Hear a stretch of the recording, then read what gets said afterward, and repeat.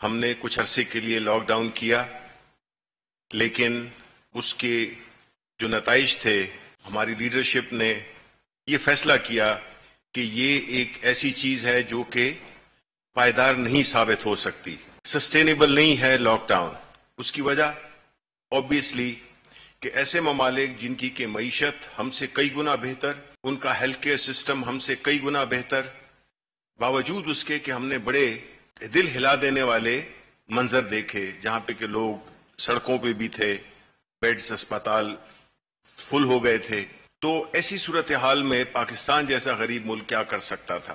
لوگ lock down کا مشورہ دے رہے تھے، وہ ہم سب جانتے ہیں کہ وہ کون تھے۔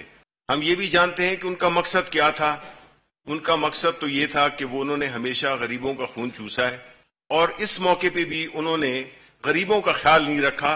ہماری حکومت نے فل ٹرانسپیرنسی، کمپلیٹ اکاؤنٹیبلٹی اور کمپلیٹ ڈیٹا ڈریون اپروچ کے ساتھ ہر وہ فیصلہ لیا اور ہر اس فیصلے کو آپ کے سامنے رکھا تاکہ عام عوام اور آپ سب ہمیں اس پرفارمنس کے اوپر جج کر سکیں۔ اور یہ تھرو آؤٹ سب کچھ ہماری ہیلتھ منسٹری کی ویب سائٹ سے لے کے ہمارے ریسورس مینجمنٹ سسٹم سے لے کے ہر ایک سسٹم جو ان پلیس ہوا ہے وہ اس لیے ہوا ہے تاکہ سب کچھ ٹرانسپیرنٹلی اور اکاؤنٹیبل طریقے سے ہو سکے۔